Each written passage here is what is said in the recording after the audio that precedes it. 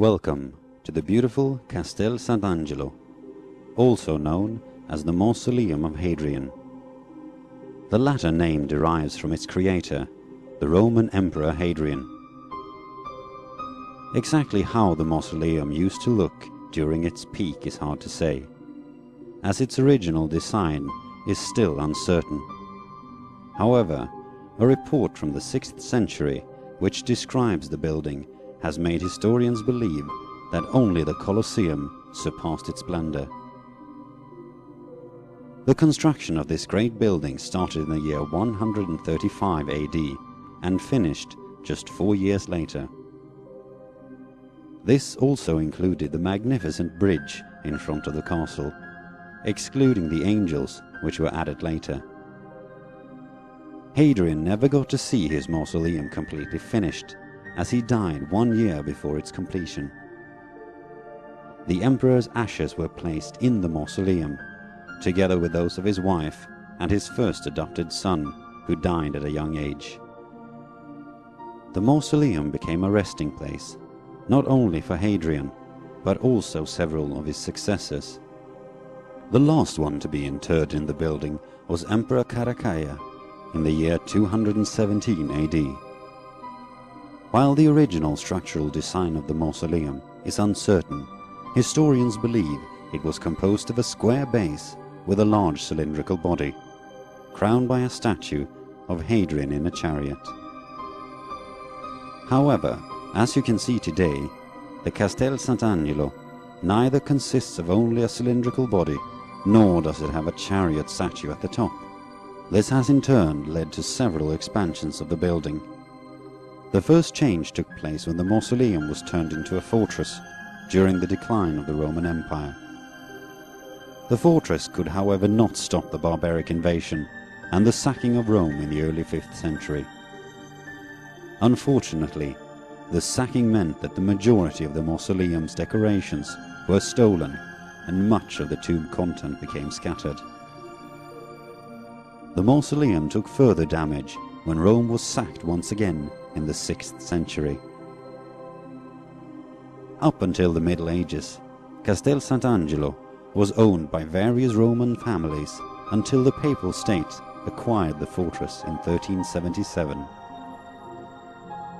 The Vatican saw great potential in the old fortress, as it was strategically located at the northern entrance to Rome, close to both the Vatican City and the Tiber River. It didn't take long for Pope Nicholas III to convert it into a proper castle. The Pope also connected the castle to St. Peter's Basilica with an elevated passage. The passage is known as Passetto di Borgo and still exists today. If you look at the west side of the castle, you will see this wall-like structure which leads all the way to the Vatican City. The fortified passage is on top of this wall and allowed for a quick and secure passage between the two buildings in case of an emergency. The Papal State did not only use the structure as a castle, but also as a prison, where many noted Italians have been imprisoned. Several executions took place in the smaller inner courtyard, and sometimes the mutilated bodies were displayed on the bridge in front of the castle in deterring purpose. Throughout the Middle Ages and into the Renaissance, Castel Sant Angelo kept serving as a military fortification.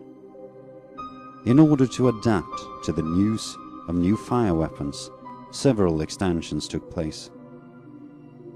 The bastion you can see in each corner dates back to this period and was meant to house artillery for defensive purposes. The walls were also surrounded with a moat filled with water from the river Tiber. If you look at the top of the castle, you can see a large statue. The statue was also added during the Renaissance and depicts an angel. The angel honors an old legend which has given to the castle its current name. The legend holds that the Archangel Michael appeared atop the mausoleum in the year 590. After he appeared, he sheathed his sword as a sign that the plague which had tormented Rome finally had come to an end.